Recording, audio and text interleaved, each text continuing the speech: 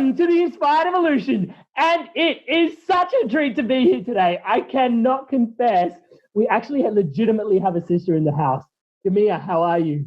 I'm awesome. I'm so excited that we've finally been able to come together and have this conversation.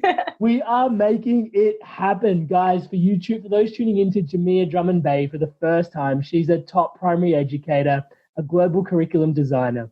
And in her spare time, just casually on the side while she's messing around, right? She's not out there building curriculums that are changing the world.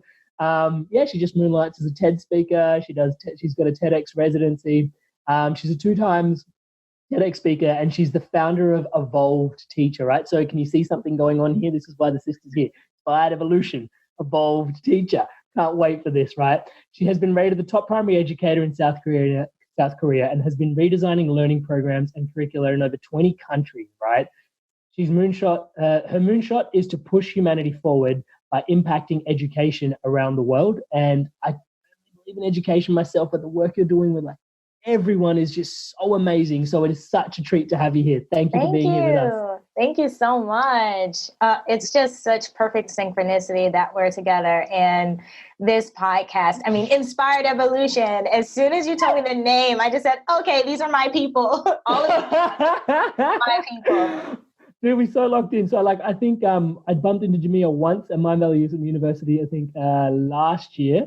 Yeah. And I remember walking past and someone just goes, "Yo!" And I was like, "Hey, what was that?" And I was like, "Gahmya." And then we really bonded over just another passing moment, which was Carol Dweck's mindset. Yes. Do you remember that? You turned around and said, "Dude, I can't believe you like that book." I was like, "Dude, it's one of my favorites." Yeah. Such an epic read, right? It is. Yeah, you surprised me when you said that. I was like, oh my goodness, this is the book when people ask me, what is the best business book you've ever read? What's the best education book you've ever read? What's the best health book you've ever read? And I always say that it is the mindset book, because with the right mindset, you can shift it all. It's so incredible. And it leans so heavily onto just whether you're stuck or you're growing, these are the two key mindsets. And it's just, but it lays it out so well, and just the conversation. And she's amazing, obviously. Yeah. As are you. And so that obviously has had some influence in the work that you're doing in the world. Tell us, how does Gahmya become an educator? What happened here? Oh, whoa, that's a big story. I know. So, what's interesting is I've done all this education work around the world, and I am not a licensed educator, or I don't have an education degree. My education is actually in chemistry and and healthcare and communications. And what happened was, when I was a university student, I had one of those moments that I think a lot of people have now, and especially teens today, young adults today, where you feel like you're preparing for future value. You feel like you're preparing for future success. And I wanted to feel a value at that moment. I wanted to be useful and helpful at that moment. And when you are studying for a degree or going to school, you're preparing for years later.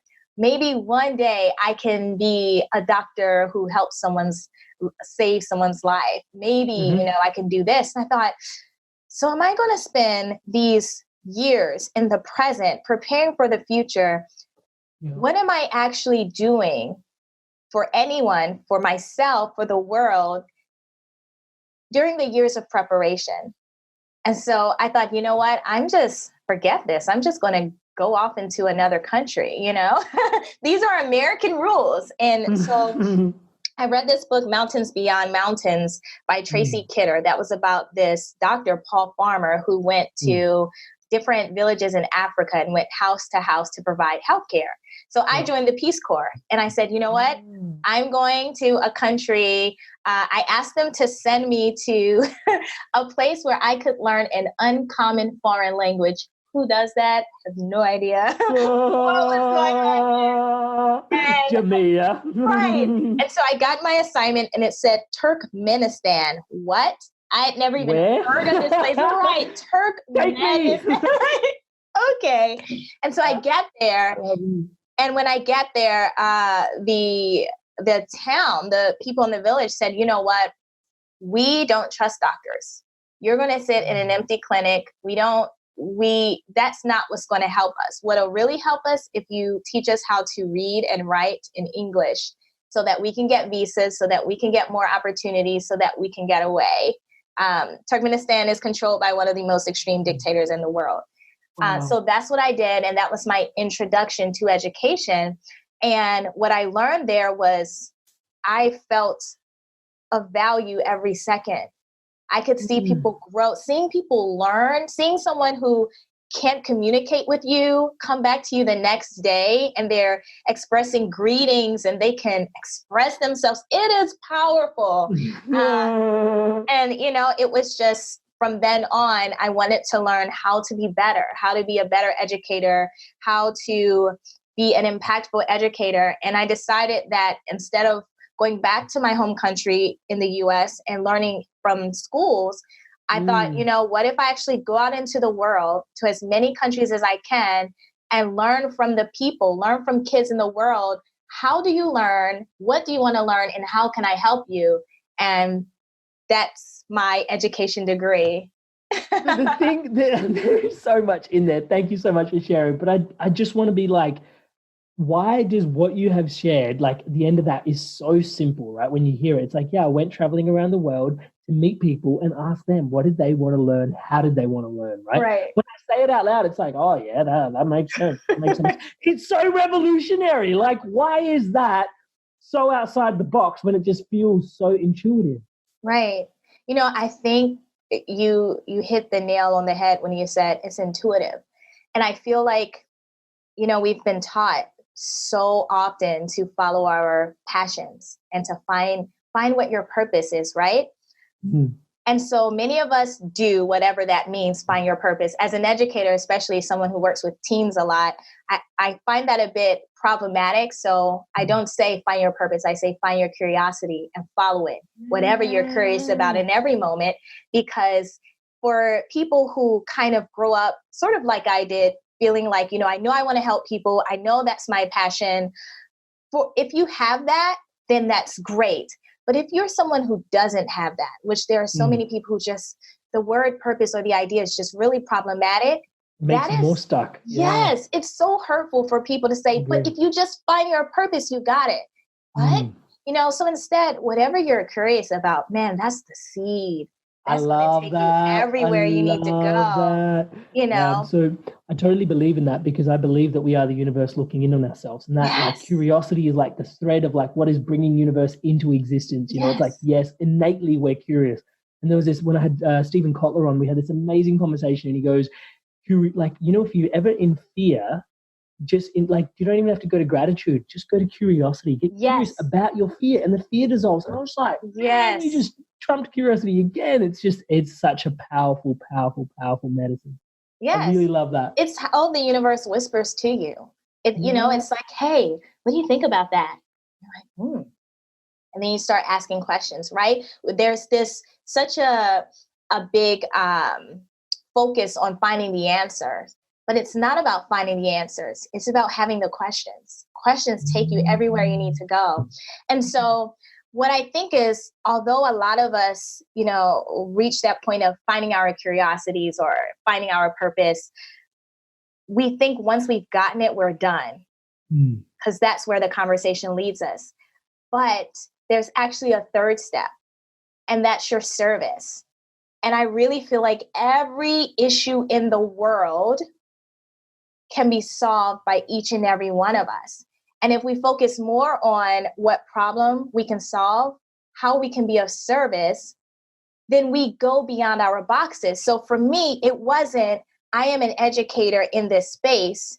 It is, okay, if I'm going to be of service, how am I going to find my positive triggers to know when I'm needed, right? And so my positive triggers were, okay, any space where I see kids or young people not being fulfilled in learning. When I see kids and young people in a space where they can learn and grow, but that's not happening. So for me, it's when I'm in Egypt Or when I was in Greece and I visited a refugee camp and I saw all of these kids, but there's no learning, that's my positive trigger. I know I'm supposed to be there. It becomes intuitive.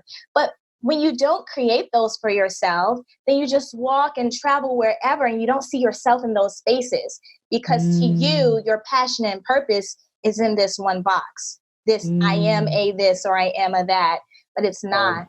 It's in your service. You know, and that leans in I respect and love that so much. Service is my whole ethos about life. You know, if you want to integrate your spirituality into your being, your living, just find your service and off you go, Rasta. The thing that really drew me home to you was like there's this quote, right? Which is, we always ask kids, and whether we realize or not, we're programming them in such a way. What do you want to be when you grow up? What do you want to be when you grow up? What do you want to be when you grow up? Yeah, look at that. Look at Jamia's face as I said that. She's so disgusted. It's hilarious. Right? And then the question that you flipped, I'm going to give you all the space. Like, what is the question that you would rather is asked? And I love this. Yeah. What problem do you want to solve? What problem do you want to solve? And that's right now, you know, and I flip that question differently for different types of thinkers, you know, so for kids who are very creative and adults as well, the question, what do you want to be when you grow up, is crippling to everyone. It is something that, you know, when I say it for audiences and I ask them, do you remember the first time you were asked that? Or the last time you were asked that? Or do you know what you want to be when you grow up now? And they're just like, oh, please don't ask me that. You know, and so I say, how do you want to bring joy into the world? You know, and so for artists, you know, ice skaters, musicians, they light up. Oh, I want to bring more music into the world.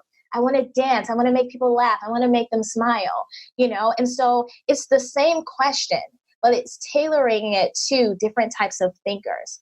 You know, and so instead of what do you want to be, what does that even mean? It's not about what you're being, it's about how you're being anyways, you know? And so the problem, serving or solving a problem allows you to have immediate value right now. And it goes back to that story I was telling you in the beginning.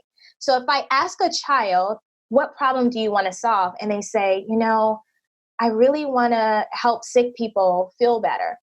So that same kid, if I ask them, what do you want to be when you grow up? Oh, well, I want to help sick people feel better. So I guess I want to be a doctor. So they're going to prepare for something later on. But if I ask, what problem do you want to solve? And they say, I want to help sick people feel better. And I say, well, how can you do that right now? Then they can get on it. Oh, well, I guess I can help my aunt. She was coughing the other day, or I guess I can volunteer somewhere, or I can make YouTube videos, or I can write a blog, or, you know, like I am this, I am valuable. I am doing this now. I have purpose versus, oh, maybe later one day, perhaps, you know, I can do something. It totally switches things. Yeah. You know, and I've walked in on I've been invited, not walked in. I was invited by you to come, you know, train some of the teams that, you know, you've been supporting on this journey, and I was just in awe of just how creatively they were. Like, yeah, stimulated is the word. Like, as I walked in there, they were just already like just in such a creative state, such a creative space. The stuff they were coming out with, I was just like, dude, someone needs to podcast this whole space all the time. Like, these guys are just pouring out like just amazing creativity. And I was like, dude, this is unbelievable. It was actually insane. And I can see where that's coming from, because you're promoting curiosity, you know, and it's like, what do you want to solve? And from there, you're so empowered, because it's just like, yeah, this is one small step that I can take today towards healing someone, is, you know, providing cough medicine to my auntie or something. You know, it's super straightforward. I love that. And giving them the opportunity to play in their space, you know, because I feel like with young people today, even people who aren't that young, millennials aren't that young. You know, I don't know why we're the conversation around the young at heart. Come on now, don't be like that. Don't be like that. You know, if you look in the media and read what's being said about millennials, you would think they're 12-year-olds. You know, these are fully grown adults. You know, but giving them the opportunity to nurture their own environments. Okay, if they are gaming, if they are online, if they're on social media, they are digital citizens. That's how they are growing up. They're digital citizens, they're global citizens. And so for the teams, I asked them, we had the question, what problem in the world do you want to solve? And then I said, what social media platforms are you on the most? And most of them said Instagram or Snapchat. I said, okay, how could you create a movement around your cause? And their idea, they created businesses, they designed t-shirts. I mean, it was amazing. And now they transformed this space that was once perceived as negative, as a space of promoting growth and healing for their peers, and it starts with a question. That's it. Questions. So good. They're being the change they want to see in the world, dude. Yes. Just all the yes. Yeah! To that. So good. So let's get a little bit chop suey in this episode. So we've had, and this tends to happen on the Inspired Evolution. I tend to go on a thread and it's like, boom, what's next? So I really want to go back a little bit. You took your time and energy to basically travel to South Korea because, you discovered that the education there was different to what was in the States. Now, most people would even, myself included, it's like, yes, I get the opportunity to travel the world speaking and I love what I do. I'm curious about conscious conversation and this is what lands me here in all these spaces. But even then, I get to have some of these conscious conversations connecting across the world like you are right now, right? So I get to have this from come from my own home.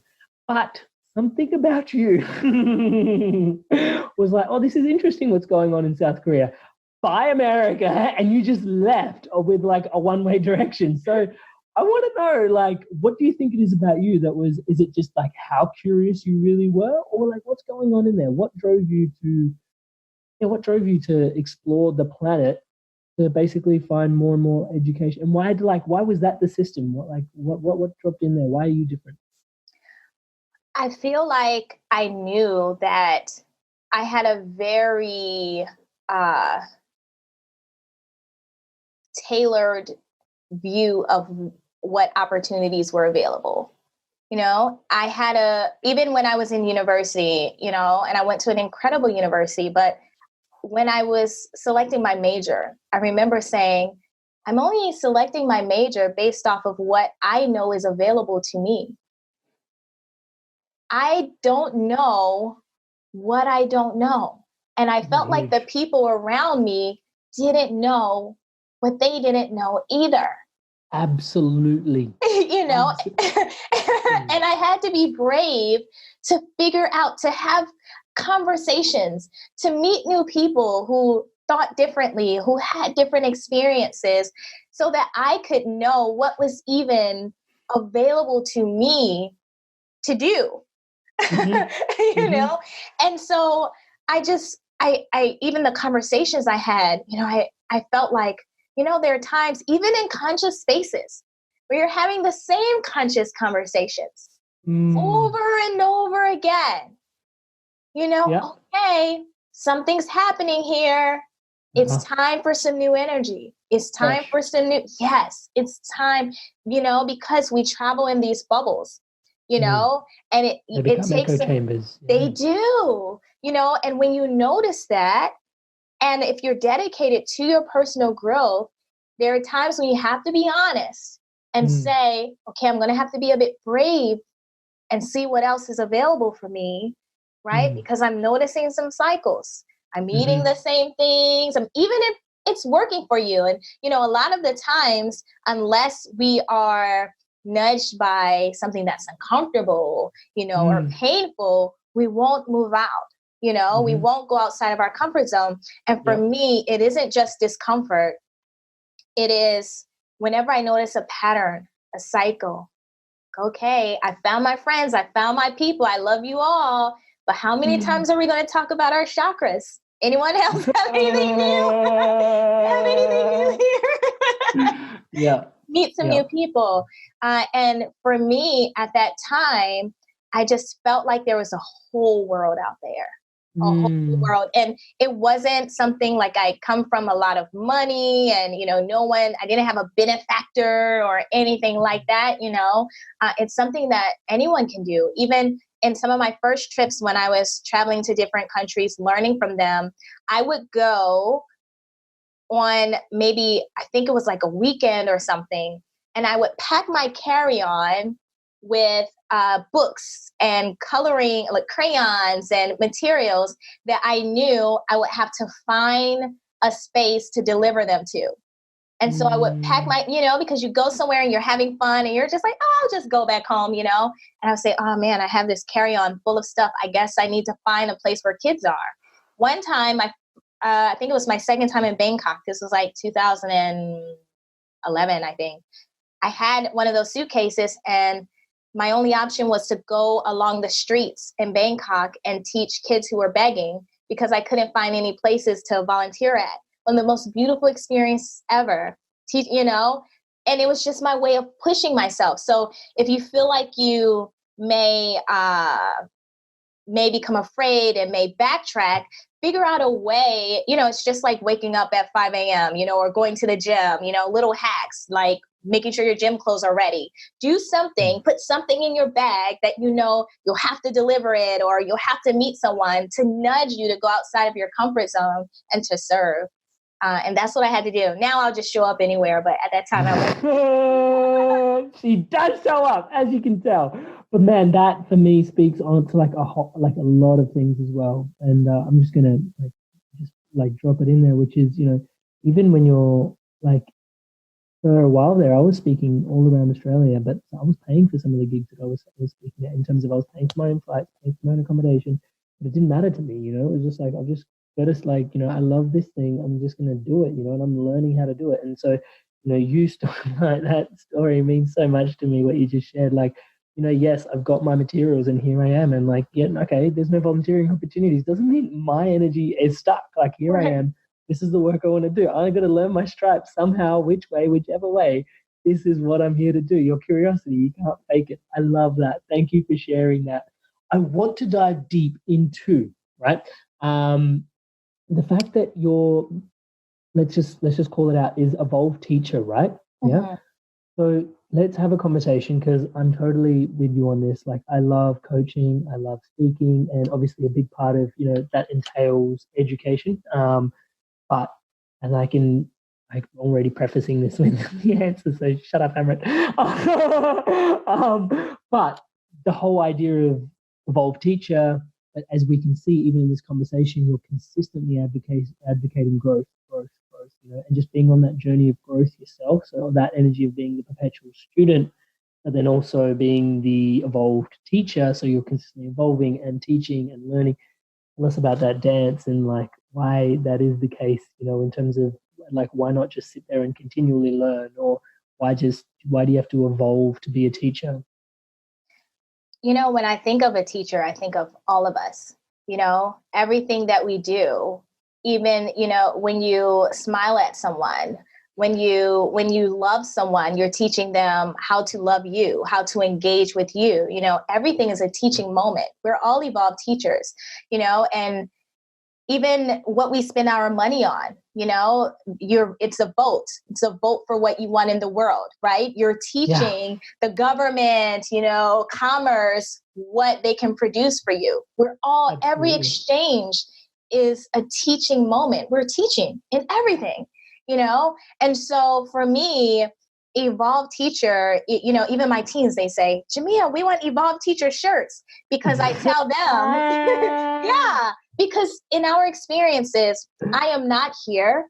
We are equals. And I tell them all, we are equals and we have a relationship together. Just like in a romantic relationship, I want them to be with people who show up to love them every single day. And I tell them that we have very real conversations, and I tell them, for our experiences, you'll never have to raise your hand and ask me if you have to go to the restroom or anything strange or odd at school.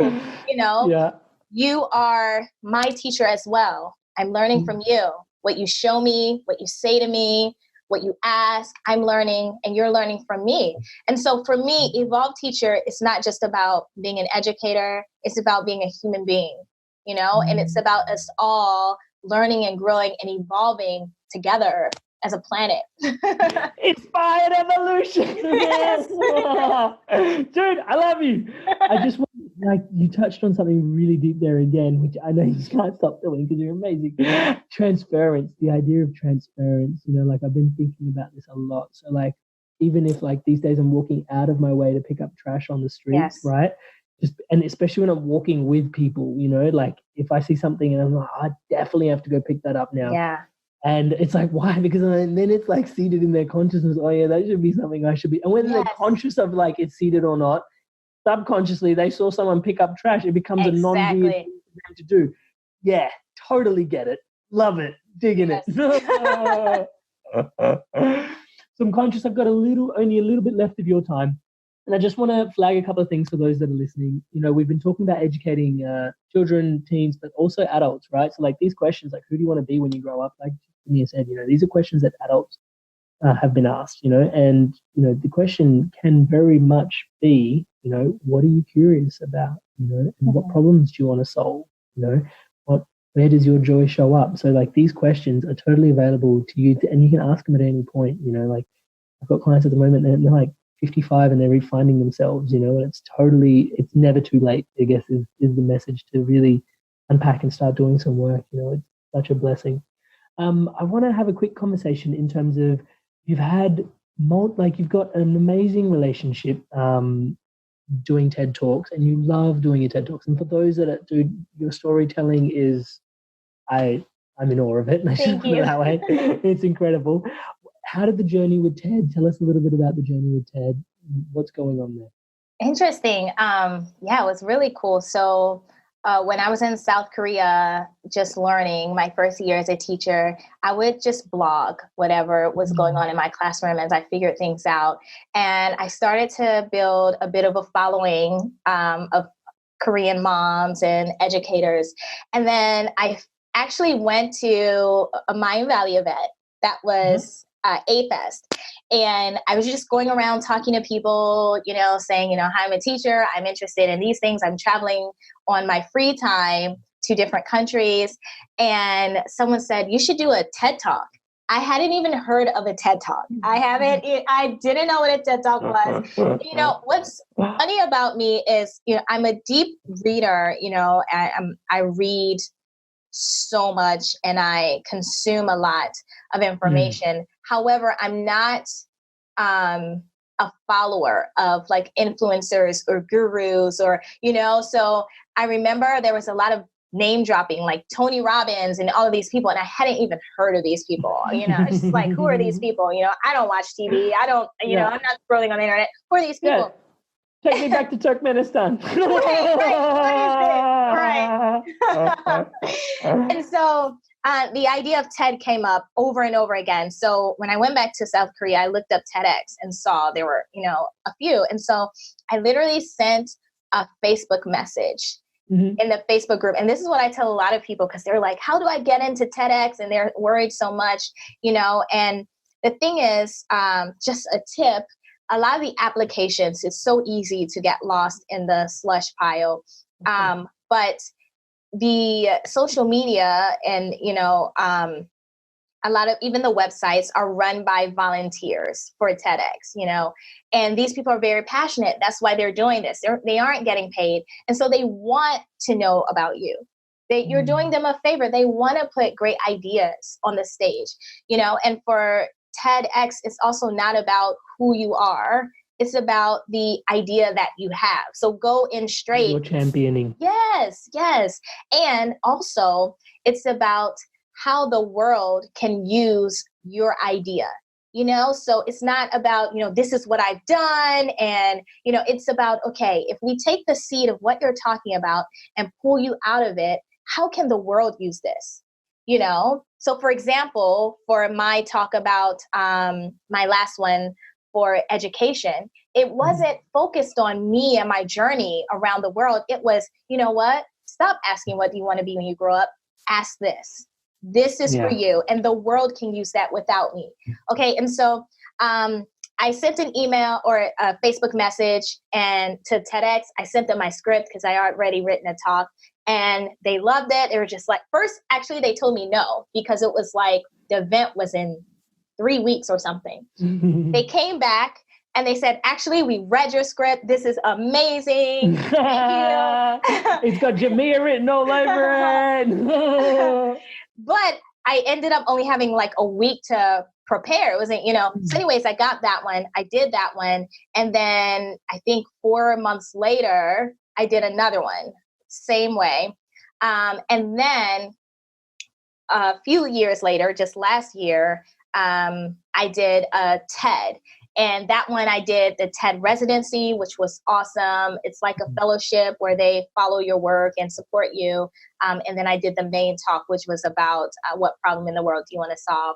Yeah, but the main point that I really wanted people to know is send Facebook messages, send messages to the team, and don't start the Toastmaster way, talking about who you are and what you've done. Just go straight into the way that you want to serve the world and what your idea is. That is so powerful. I'm very conscious of the time. I want to know what's next on your horizon. Oh, man. So I have just launched Kid University, KIDYO University. I'm so excited about it. It is my personal growth platform for kids. Mm-hmm. And I have been taking some of the most amazing minds I've met and pulled their essence and created animated, fun courses, meditations, all sorts of fun stuff for kids. Dude, and even the music to them is new age. Like, you've done a brilliant job, man. I was listening to it and I'm like, dude, this is incredible. The level of production you've gone into is incredible. And not just the level of production for those listening in, like if you are a parent or even I enjoyed checking it out, you go really deep on some really deep themes. And like, I'm just in awe of the space you managed to hold, because it's, some of these topics can be considered taboo, but like you're just so clean with the way you approach the energy that it's just like, it's amazing, man. The work you're doing inspires me no end. Thank you. I'm really excited about it. It's a baby project, so, in the beginning of things, you're like, Yeah. You're birthing something. I get that. Yes. But it's exciting. Yes, it's so exciting. And it's what I always wished I could direct people to when they ask me for resources. So I'm glad it's here. Way to create. Cool. So before I let you go, I'm going to ask one last question. I do want, for those that are tuning in, to be able to connect with you, if that's okay with you. What is the best way to get in touch with all the amazingness that is Gahmya? Awesome. I'm Evolve Teacher on Instagram. I'm very active on Instagram, so that's pretty good. Also, Gahmya at evolveteacher.com if you want to email me. And I'm very hands-on, so connect away. Yeah, we're both connected. So all those links will be in the show notes. We'll give you that. And just before I let you leave, I just want to know, beyond the name, beyond the teaching, beyond the service, it's metaphysical in its orientation, I guess. Who is Gahmya? Gahmya is just a mirror. I'm a mirror. I'm flattered. No, I'm kidding.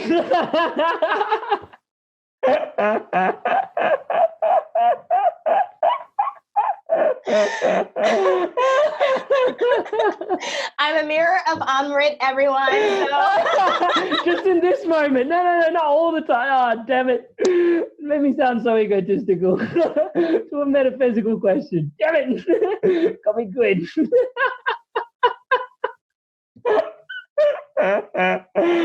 Oh, sister, it has been such a treat to have you here today. Thank you for sharing your insights, your wisdom, your vibe, your energy. Love your work. Love how you're showing up.